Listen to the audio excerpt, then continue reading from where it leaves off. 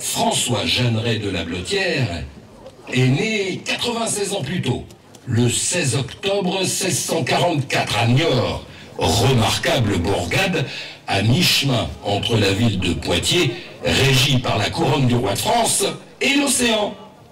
Le village de Barbotte, quant à lui, est sous domination de la maison d'Autriche et propriété de la famille des Habsbourg. Et c'est alors que leurs destins vont se rejoindre.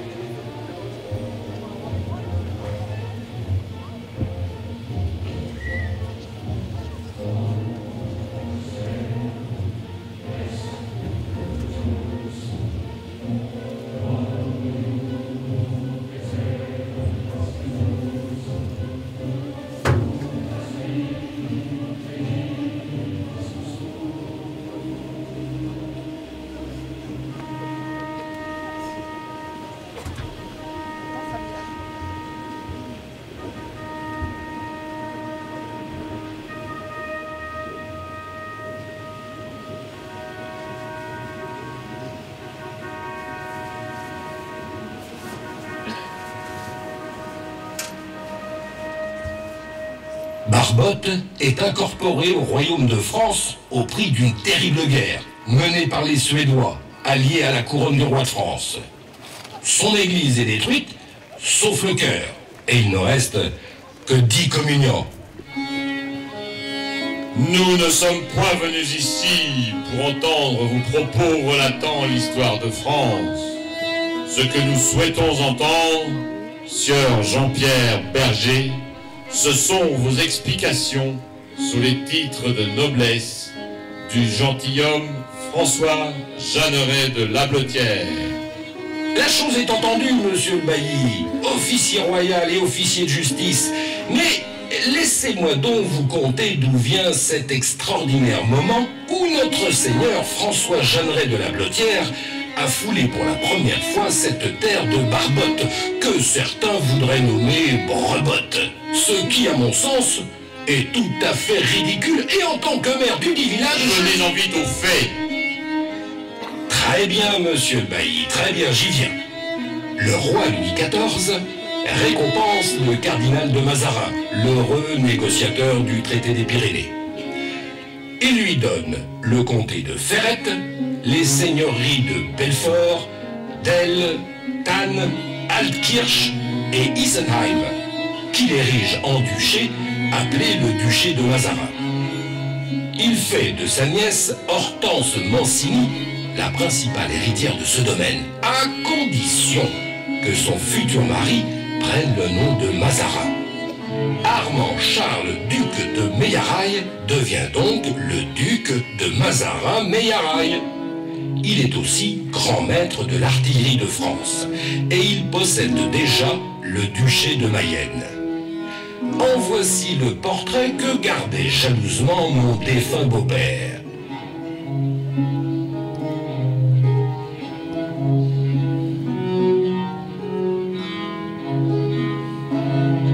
Ah oui, il s'agit bien de celui-là aussi.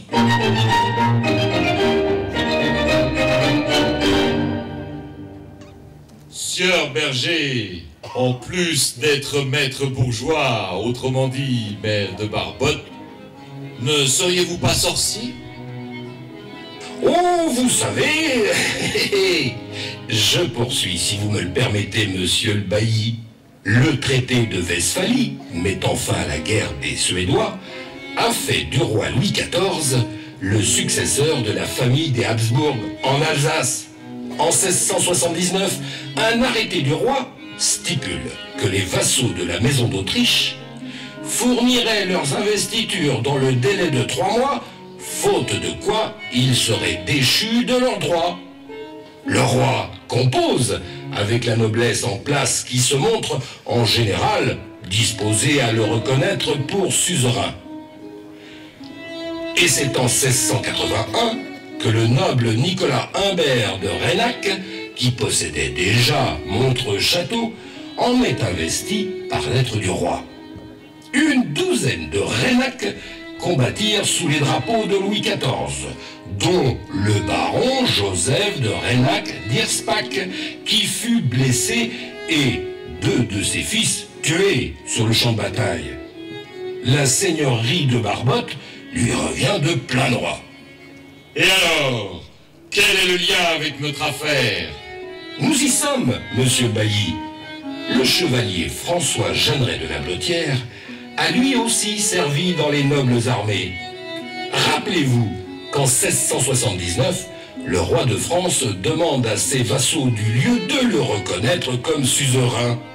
Et c'est cette même année que le chevalier François Jeanneret de la Blottière, âgé de 35 ans, arrive depuis Niort pour épouser Anne-Claude Hyde de Heidenbourg à Giromagny. Et alors? Eh bien, ceci représente tout de même 10 jours de voyage à cheval. Mais outre cela, nous y voilà, monsieur le bailli. Je vous rappelais à l'instant qu'en 1681, la seigneurie de Barbotte revenait au baron Joseph Reynac-Dierspach. Et c'est précisément cette année-là que François Jeanneret de la Blottière devient régisseur pour le compte de la famille Mazarin et vient s'installer dans le modeste château de Barbotte. Tout ceci n'est pas un hasard du calendrier lunaire de notre messager boiteux.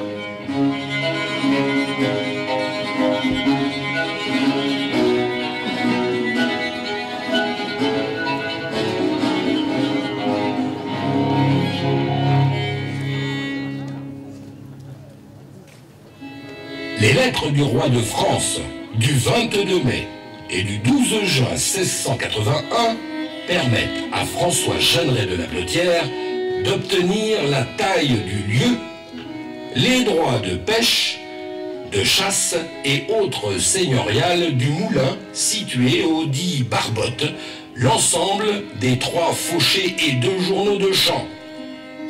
Les lettres du roi, dites-vous? Où sont-elles donc? Si vous me le permettez, monsieur le bailli, il me faut tout d'abord vous dire quel respect les gens de ce pays dévouent à leur seigneur, tout juste âgé de 37 ans.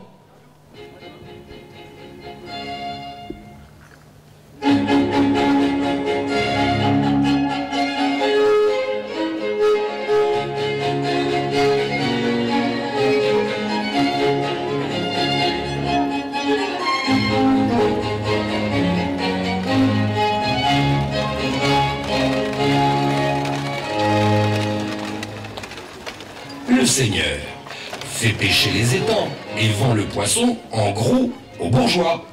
Les carpes se vendent 30 livres le 100. On en a pêché 3450 dans le gros étang de Chavannes. À Barbotte, l'étang est bien plus petit, mais le brochet se vend le même prix, 6 sols la livre. François Jeanneret de la Blottière va aimer ce pays, parce qu'on y mange plus de poissons que de viande à table.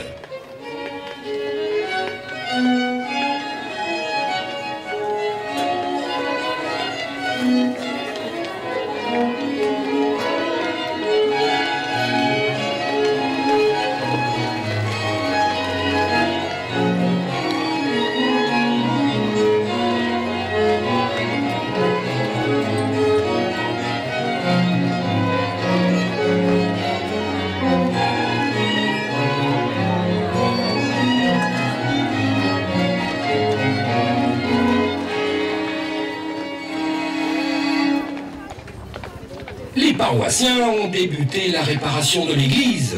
Le Seigneur s'en félicite.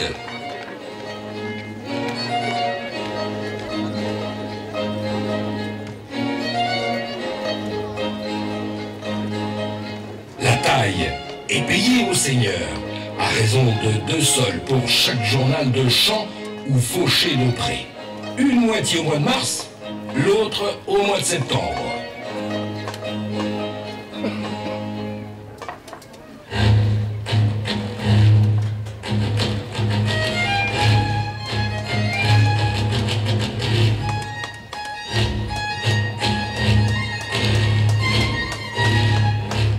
Ceux qui prétendent être reçus bourgeois de ladite seigneurie sont obligés de se présenter au Seigneur et de convenir avec lui de ce qu'ils lui doivent. Mais parfois, l'habit ne fait pas le bourgeois.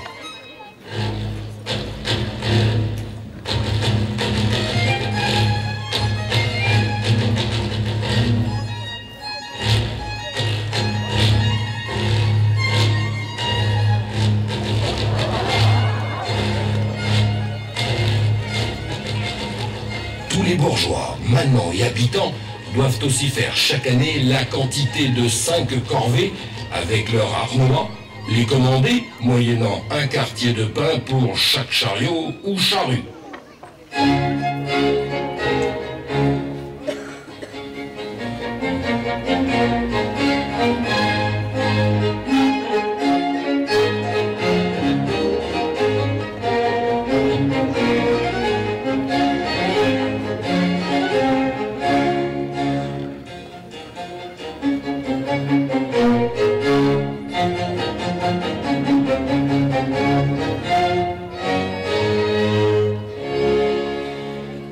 Les garçons et les filles qui veulent servir chez le maître sont obligés de se présenter le jour des innocents, par devant le Seigneur, lequel a le droit de prendre ce qui lui plaît pour venir servir 1 an, moyennant 6 livres, 13 sols et 4 deniers tournois, et une paire de souliers.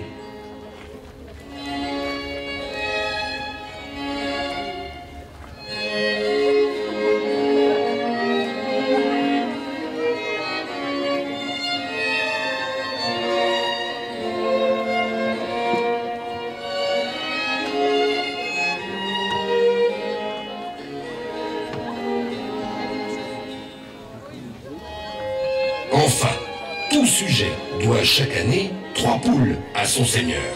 Et tous ceux qui veulent avoir des danses publiques sont obligés d'en demander la permission au seigneur et de lui payer une paire de poulets.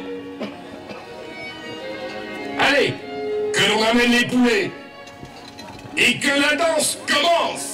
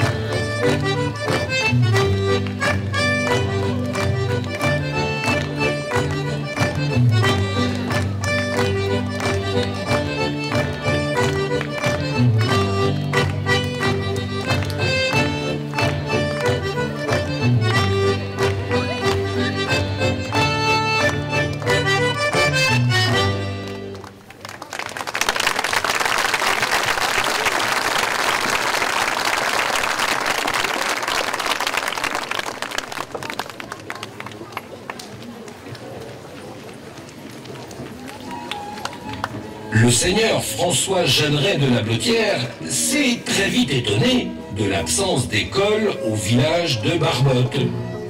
Le 27 octobre 1690, un émissaire du bailli se transporte au village, au domicile du maître bourgeois, pour lui signifier l'ordonnance portant obligation de débuter la construction d'une école sous 8 jours, à charge de la communauté.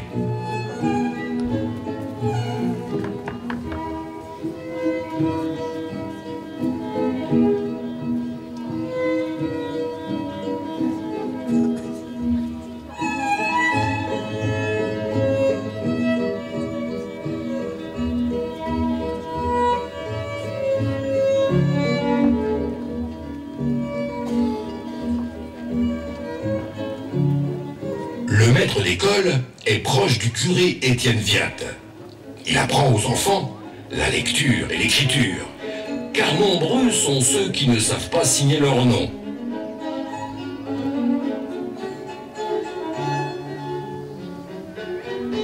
Il me plaît de revoir en songe cette belle image, ces visages d'enfants inondés d'une nouvelle lumière, la bonté de notre Seigneur Dieu et la lumière d'un nouveau savoir.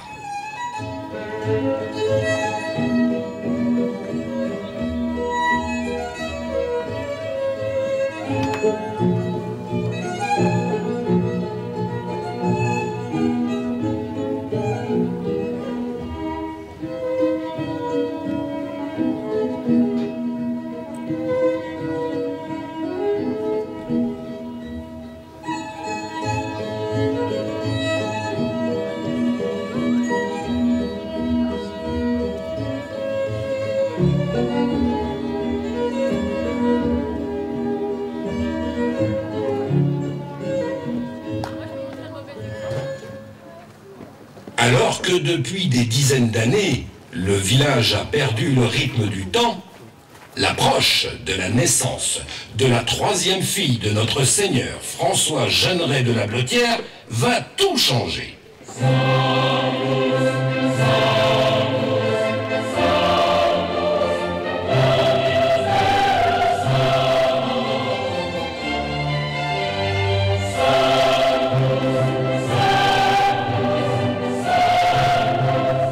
Car ce n'est pas un hasard, monsieur le bailli, si en février 1692, le mois de la naissance de sa fille Marie-Antoinette, le Seigneur est assez heureux de pouvoir contribuer à ce que l'Église soit dotée d'une nouvelle paroissienne, ainsi que de sa première cloche. Elle a été fondue à Saint-Hippolyte.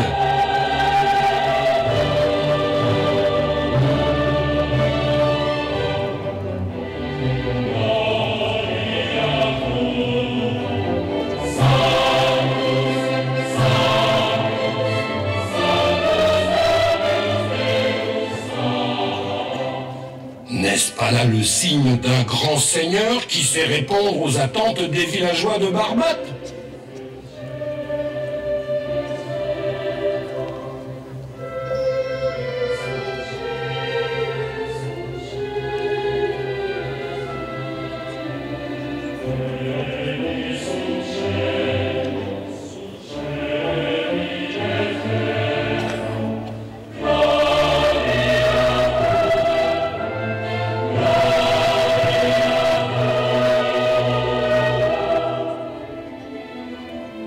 Et quelques heures seulement après sa naissance, Marie-Antoinette de la Blottière est baptisée à l'église du village.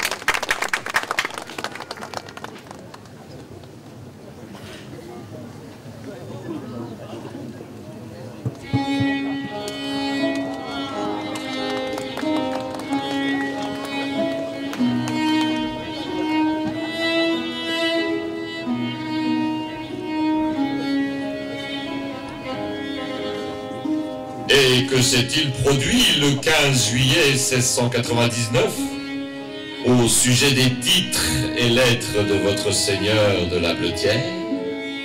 Oh, cette année 1699 débute fort mal pour le seigneur du lieu. Il perd sa jeune épouse le 1er mai.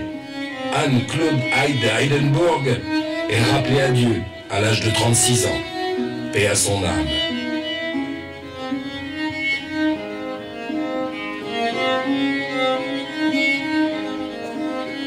Mais les titres et lettres du seigneur de la Blottière sont eux bien vivants, le 15 juillet 1699. Je vois que vous faites allusion, monsieur le bailli, au jour où le marquis d'Uxelles, chevalier des ordres du roi, lieutenant général des armées de Sa Majesté et commandant en chef en Alsace, a ordonné que tout particulier se prétendant créancier de la communauté produisent les titres et papiers pour y justifier de leurs revenus. Chacun devait en faire des copies en langue française afin que les dites copies soient remises au greffe et les originaux rendus le jour même. C'est le bailli du lieu, Charles Simon, qui publie et affiche cette ordonnance aux portes du village. Il demande même au curé Stéphane Viat d'en faire lecture pour informer leurs paroissiens de la volonté de Sa Majesté pendant le service divin, y compris en langue allemande, afin que personne ne prétende en avoir ignorance. Les lettres et les titres, sieur Berger, que sont-ils devenus? Avez-vous déjà vu une telle perfection d'écriture? Moi non. Et pourquoi, à votre avis? Simplement, je ne les ai jamais vus, ces lettres. Mais ce que je sais à leur propos est tout bonnement stupéfiant.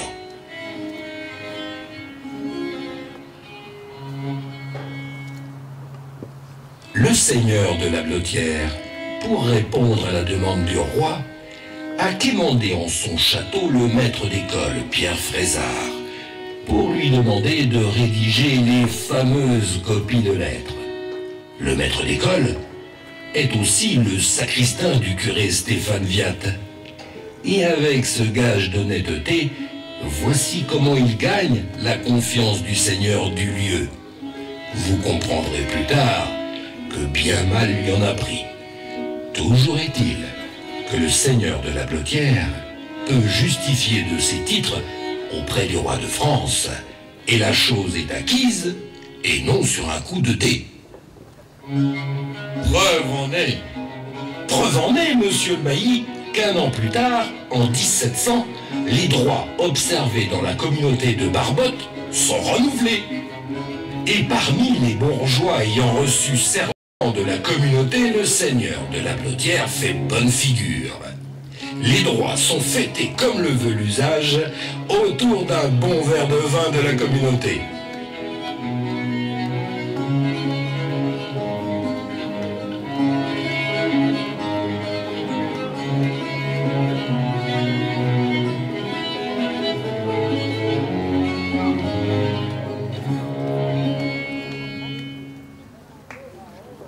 Tenez par exemple, tout bourgeois ayant reçu serment de la communauté peut frapper d'amende de 10 sols balois toute personne venant cueillir dans le verger d'autrui.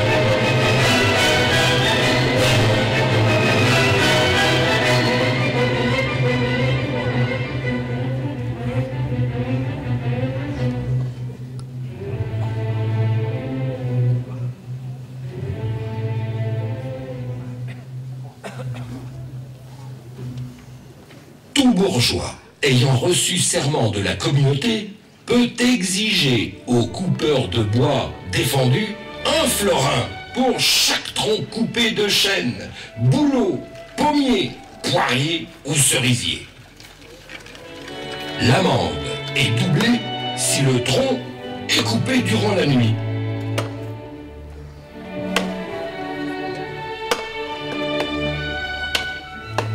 Mais la nuit, le bourgeois, après le bon vin, dort. Et le manant, si.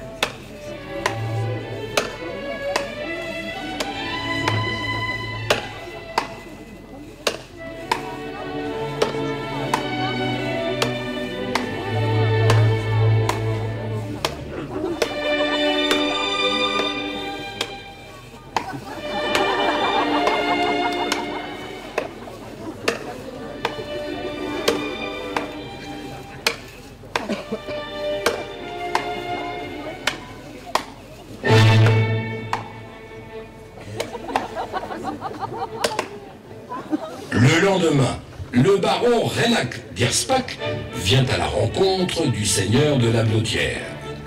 Nul doute alors que le seigneur de la Blottière est en possession de ses titres. C'est le jour de la perception de la dîme du haut clergé.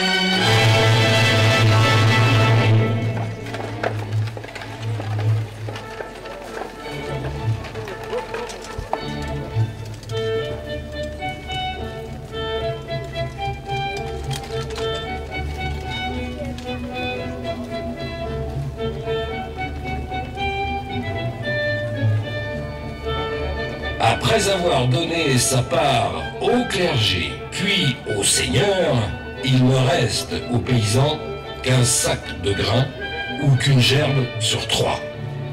Pour pouvoir semer quelques grains l'an prochain, il devra aussi payer au seigneur, à la Saint-Martin, un demi-boisseau de seigle.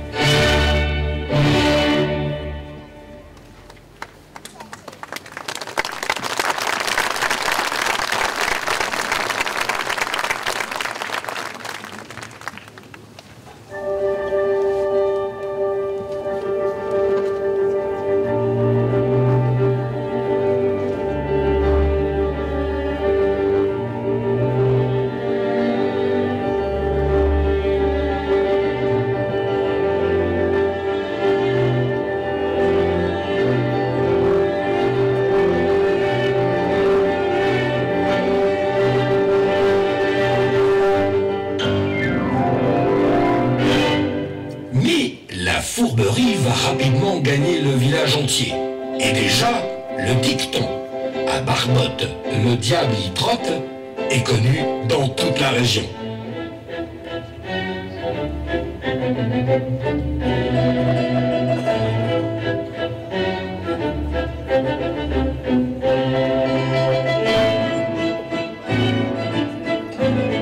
Tout d'abord, il y a ce conflit entre l'ancien curé Viat et le curé de Mangeon. Le 28 juillet 1705, un accord est conclu au cabaret de Pierre Rouèche, par devant le fiscal de l'évêché Valfrecht, en présence de l'abbé Fiet, curé de Froidefontaine, le gentilhomme de la Blotière, le maître bourgeois Baulme et Piquet, le curé de Grosne. Chacun des deux curés, de Mangeon et Viat, s'engage à payer la moitié des frais et de Mangeon, lui, doit payer au curé Viat 15 livres tournoises correspondant au bois de chauffage que son successeur aurait brûlé sans son consentement.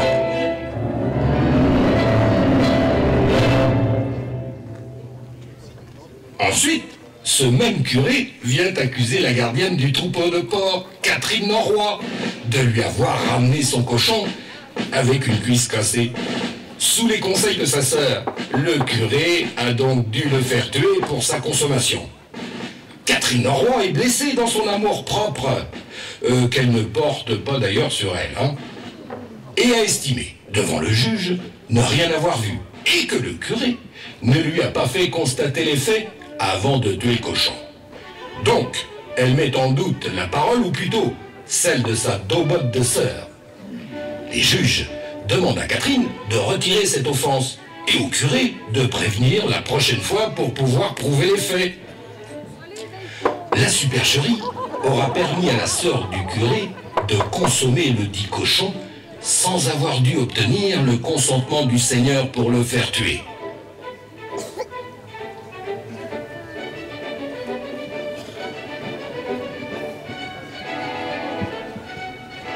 Et Dieu sait qu'il n'est pourtant pas si commode pour la gardienne du troupeau de faire rentrer les animaux tous les soirs. Même aux portes de la Collonge, même à deux, il est parfois très difficile d'y faire rentrer son âne. Quand l'âne n'a plus soif, il arrête de boire, lui.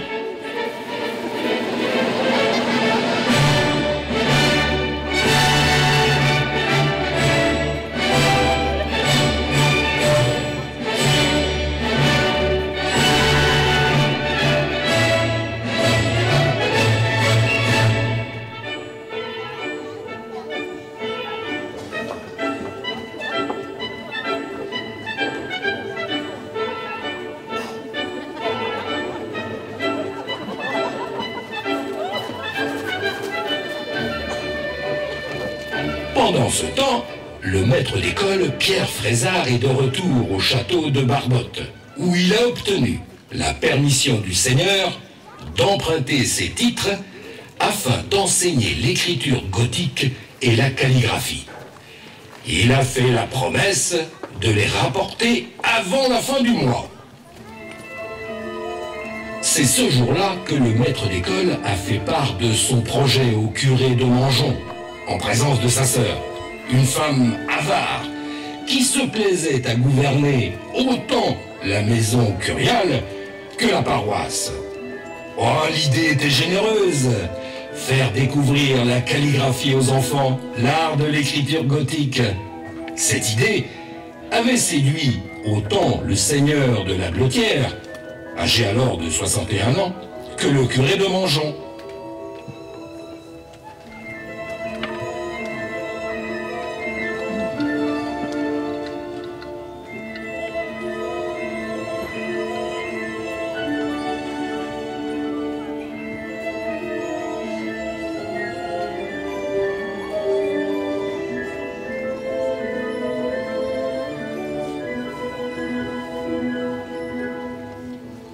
Ceci valait bien la peine de lever ensemble un verre de liqueur de framboise, une spécialité de la sœur du curé.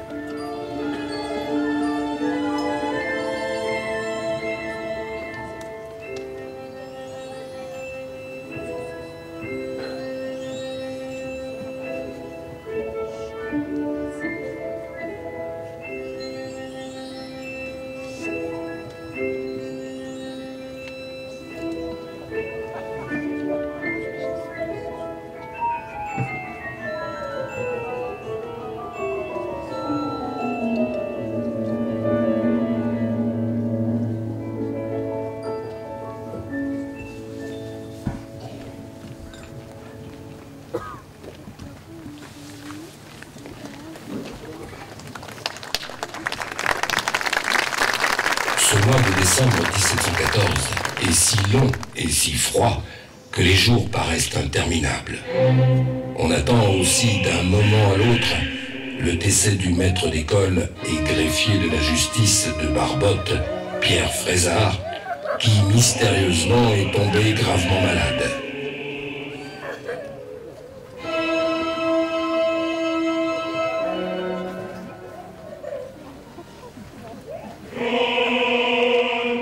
Entouré de ses 4 enfants, Étienne, Jean-Pierre, Henriette, Marguerite et de son épouse Anne Pommier, Frézard rendait son dernier soupir.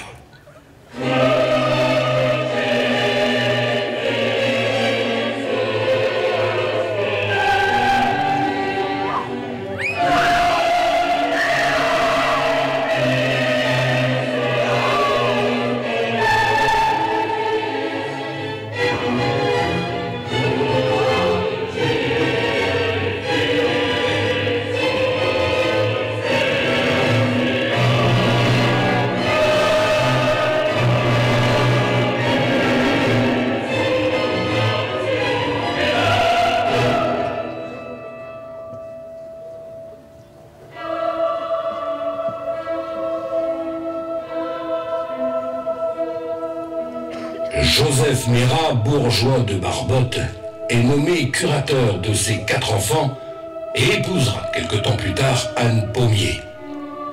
On a même fait apposer une affiche sur les portes de l'église de Barbotte pour annoncer la vente aux enchères de son verger et de 2 chenevières pour régler ses créanciers. Elles seront achetées par le seigneur Lablotière. Mais les lettres du roi lui appartenant ont disparu. Et la veuve du maître d'école ne peut fournir aucune explication.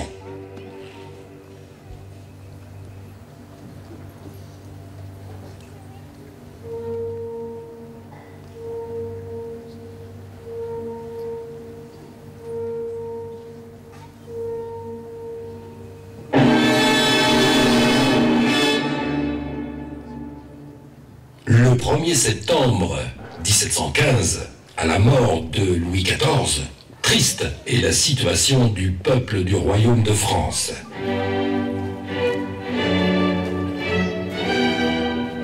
Le roi Soleil a demandé sans cesse à l'impôt les moyens de soutenir une guerre ruineuse.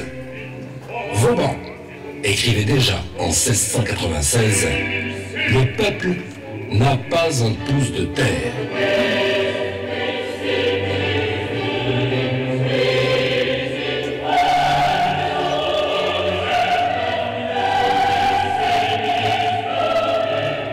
Toute la propriété est divisée en grandes pièces, se répartissant alors entre quelques mains.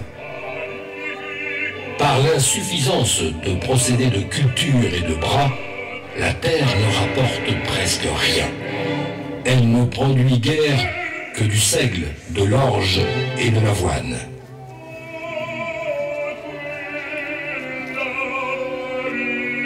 Le peuple malheureux ne consomme de viande que 3 fois par an. Il ne boit que rarement du vin et ne mange que du pain mêlé d'orge et d'avoine dont on n'enlève pas même le son. À Barbotte, le seigneur a dû venir en aide aux paysans, se nourrissant de mauvais fruits et de quelques herbes potagères cuites à l'eau avec un peu d'huile de noix. Sa fille, mon adorable épouse, m'a conté qu'un jour, il s'est rendu au village avec toute sa famille pour apporter la preuve qu'avec un peu de pain, on pouvait faire beaucoup et voir enfin les joues creusées reprendre force et vigueur.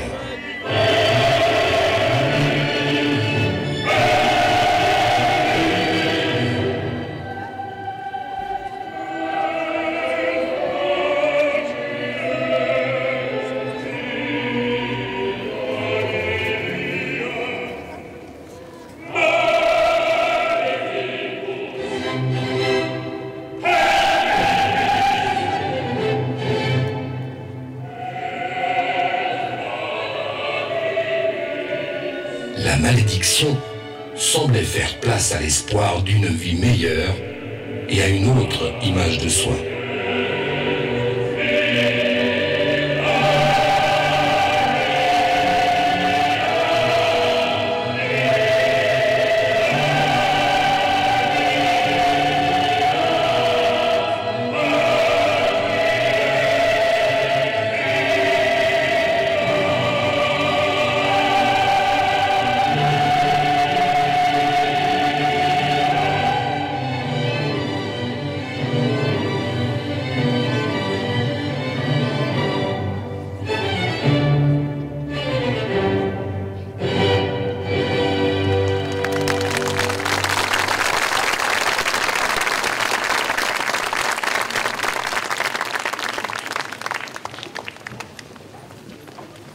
Avez-vous déjà lu, monsieur le bailli, l'ouvrage au sujet d'un projet d'une dîme royale imaginée par Vauban en 1707 ? On y décrit l'extrême misère du royaume de France, et Vauban en tire la conclusion que le système fiscal est inefficace, voire dangereux. Aussi propose-t-il de lever un impôt unique en nature sur les fruits de la terre et en espèces sur les autres revenus. Sieur Berger, je vous rappelle que le sujet qui nous concerne n'est point la vie de Sébastien le prêtre de Vauban, qui a fortifié notre ville de Belfort, soit, mais celle de François Jeanneret de Lablotière. La fin de votre histoire tarde à venir. C'est précisément, monsieur Bailly, que François Jeanneret de Lablotière a tardé d'en finir avec sa vie. Si Dieu l'a rappelé à lui à l'âge de 96 ans, fait très rare pour notre siècle, c'est qu'il n'avait pas terminé ses bienfaits sur cette terre de Barbotte. Pas plus qu'il n'avait retrouvé ses titres de noblesse, d'ailleurs. Ah, nous y voilà enfin. Voici un dernier élément que je livre à votre réflexion, monsieur le bailli. Le curé de Mangeon est souvent malade en cette année 1724, mais se fait bien remplacer par d'autres prêtres pour les offices de 8 heures. Il souffre de rhumatisme et de gouttes, surtout l'hiver. Il vit avec sa sœur, avare, toujours aussi avare, et qui aspire à gouverner seul tant le ménage que la paroisse. Le 28 janvier, le curé de Mangeon demande une saisie sur les effets du maître d'école Gaston Johannes, qui sera condamné à présenter ses effets. Je vous pose cette question, monsieur le bailli. Que cherche-t-il ? Voyons, sieur Berger, c'est moi, votre bailli, qui pose les questions. J'attends plutôt votre réponse. Eh bien, les titres, monsieur le bailli, les titres de noblesse de François Jeanneret de Lablotière. Pourquoi ? Simplement, monsieur le bailli, ses temps sont tourmentés et il perçoit que le Seigneur ressent les prémices d'une contestation de la légitimité de ses droits. Pensez par exemple que pour chaque habitant de la communauté désireux de bâtir, on pouvait couper 15 chênes pour une maison de 2 étages.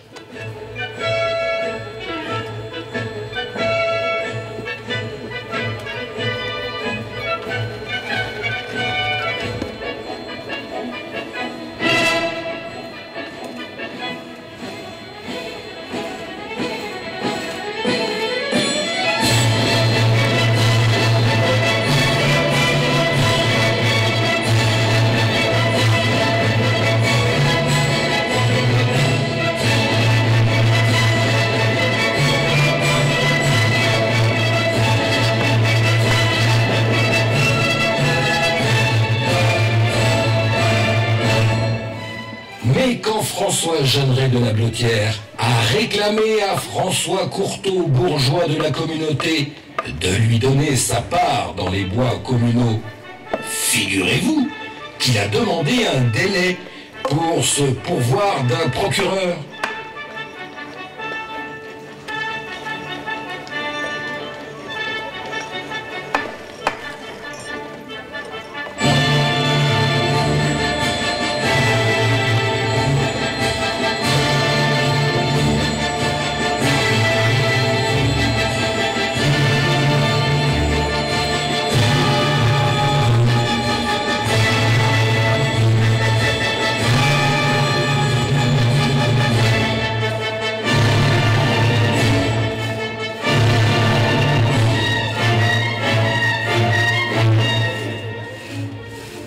C'est au terme d'un long procès que Sieur Courtauld, bourgeois de la communauté de Barbotte, sera condamné à donner à son seigneur du bois pour bâtir et pour brûler.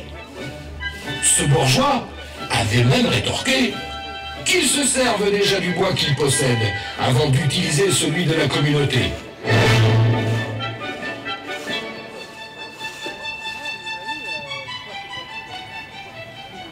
Et le seigneur de la Blottière a dû prouver son besoin, faire estimer les réparations de sa demeure par un maître charpentier pour qu'il puisse enfin obtenir 4 sayons, 3 tirants et 3 chevrons.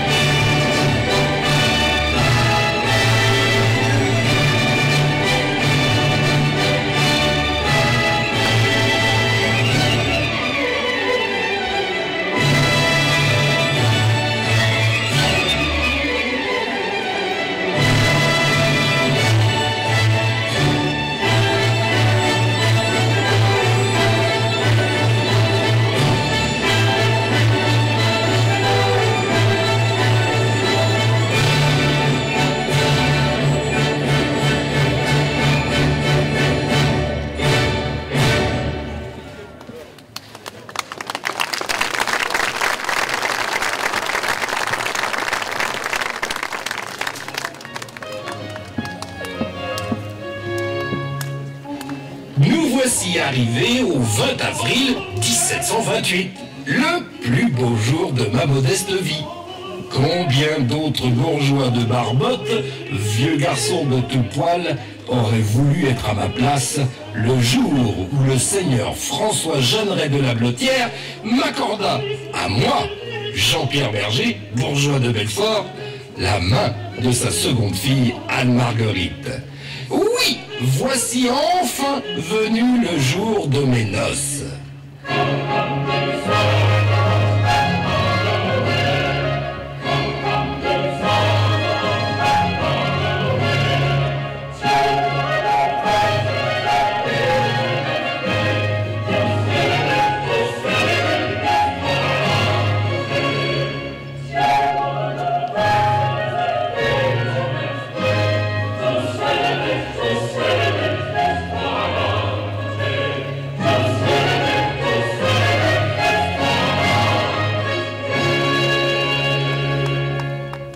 Dans une succession de révérences, la bourgeoisie de Barbotte se plie à cette décision.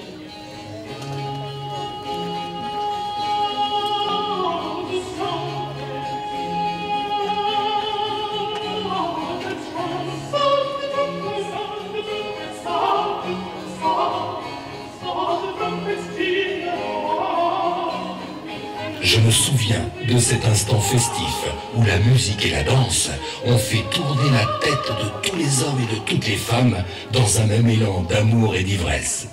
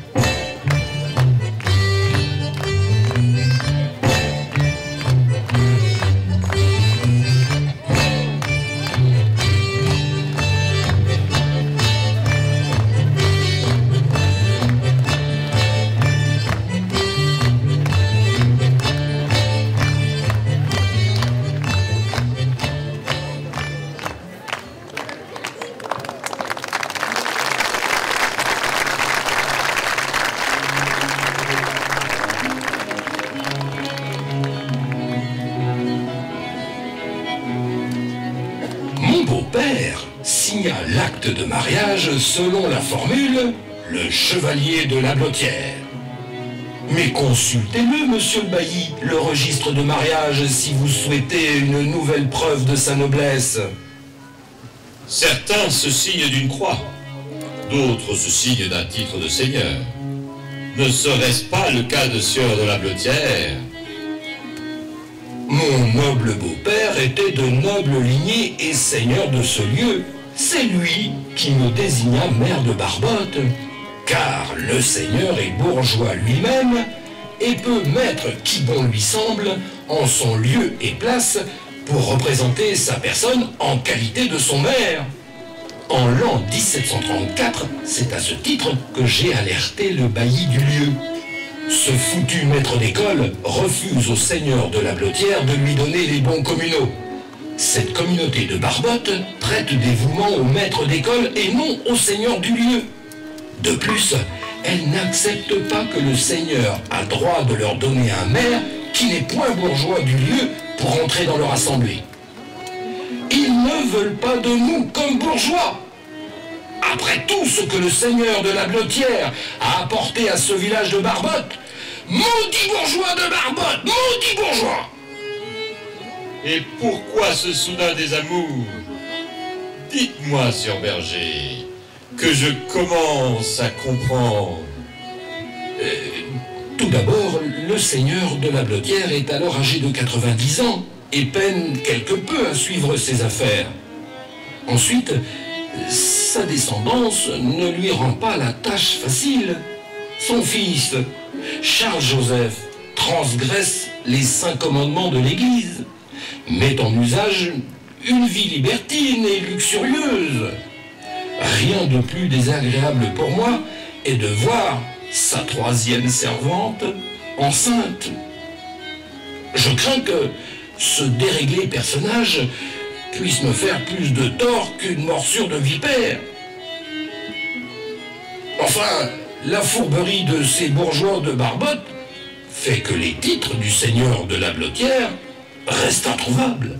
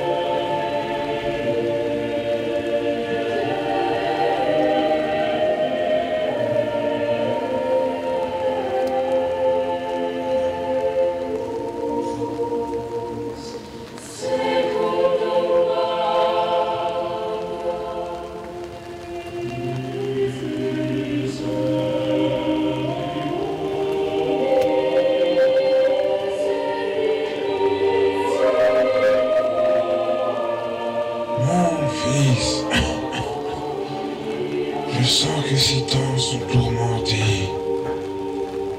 Je suis et demeurerai à jamais le serviteur de mon roi. Fais-moi le serment de faire graver sur ma pierre tombale cette fleur de lys qui symbolise ma vie au service du roi de France. Mes lettres de noblesse sont introuvables. Elles sont au dire de la sœur du curé de Mangeon, enfermée dans un coffre. C'est là qu'elle les a vus pour la dernière fois, sur le bureau de son frère. Mais où? Fais ceci pour moi.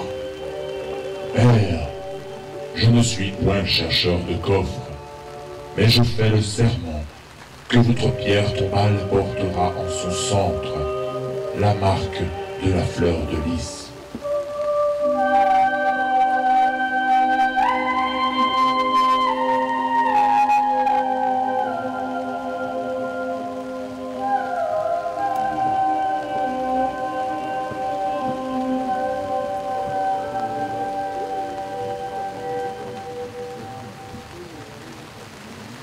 Depuis de longue date, la foire de Montreux se tient le lendemain de la Saint-Barthélemy, le 24e jour du mois d'août de chaque année. On y rencontre une vie intense et on a plaisir à se rencontrer, parfois en toute discrétion et à l'écart des regards curieux.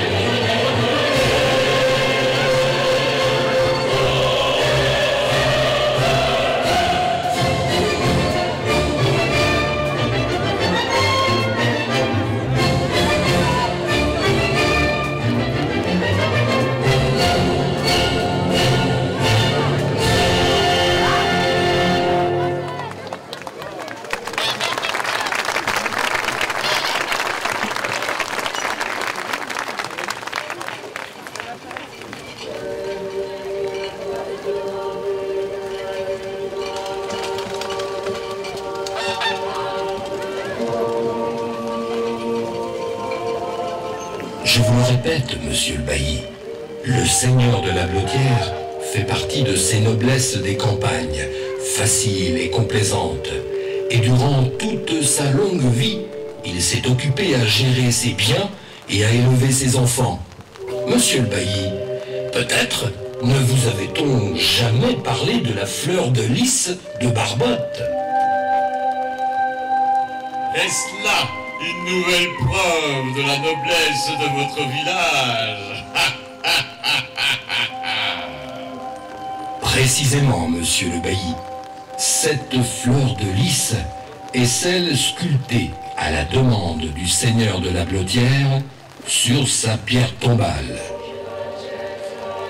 Conformément à ses dernières volontés, il a en effet souhaité reposer à l'abri de son église, en son cœur, tout comme le curé de Mangeon. Allez, venez, je vous y conduis, et nous reprendrons cette conversation plus tard. Il me reste tant de choses à vous conter.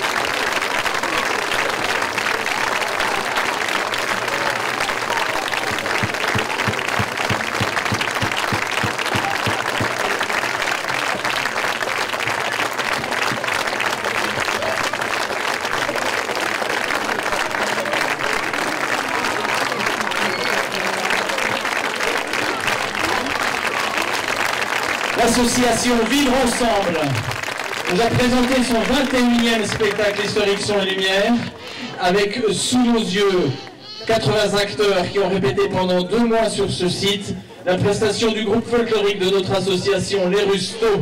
Bravo pour vos décors, bravo pour vos costumes, bravo pour vos accessoires, messieurs, dames. Bravo.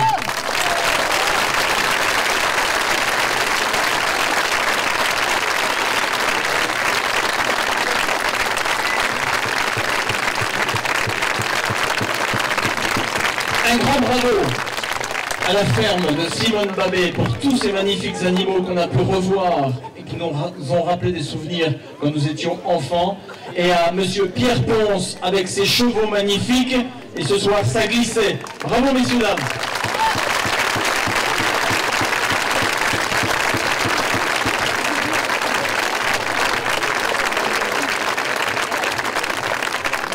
Un grand merci à un jeune homme qui avait 14 ans et qui a joué parmi les figurants il y a 21 ans. Aujourd'hui, il est derrière une console lumière et il en a fait son métier. Merci à Stéphane Schlatter de nous avoir mis en valeur ce site de l'église de Brevet de Donne-François.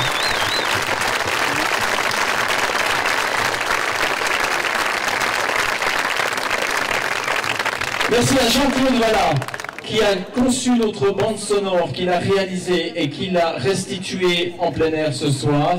Bravo Jean-Claude, il était à la caméra ce soir.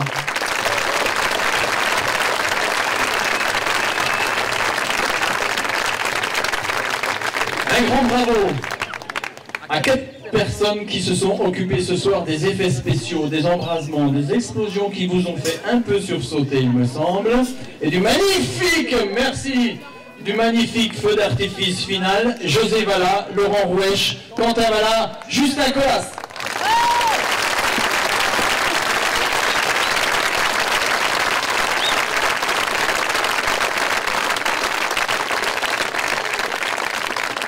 Et toute cette énergie, tout ce dynamisme que vous avez vu tout au long du spectacle, il a été mis en œuvre pour notre patrimoine, notre histoire locale. Et il a été mis en place pour faire plaisir à un public, le public qui est là ce soir. Et c'est pour ça que maintenant, nous, à notre tour, nous allons vous applaudir.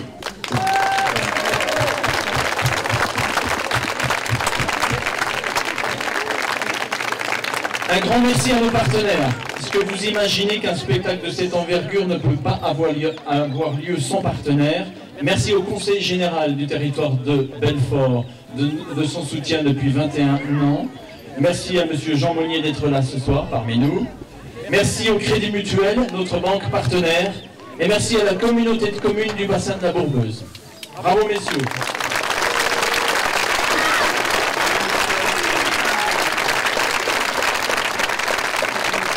Je tiens à saluer aussi la présence parmi nous ce soir, sous la pluie, mais il faut se mouiller, Monsieur Damien Mislot, notre député.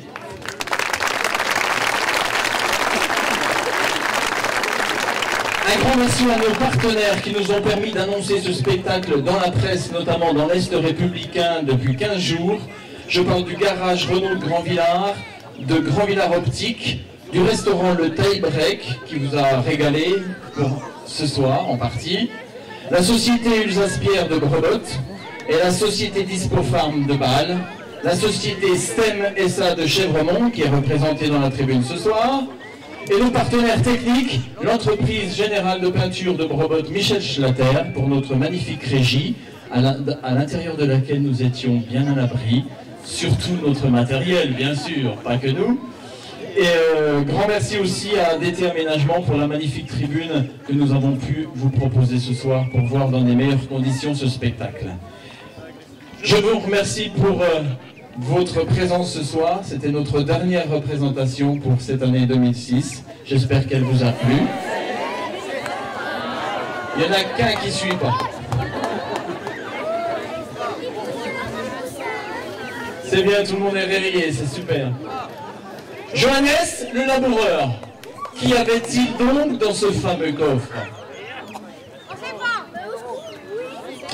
On le saura peut-être l'année prochaine, messieurs dames. Bonne soirée, rentrez bien, à bientôt, au revoir. Je voudrais encore votre attention s'il vous plaît, parce que Patrice Ballard a oublié quelqu'un, parce que sans lui, on ne serait pas là.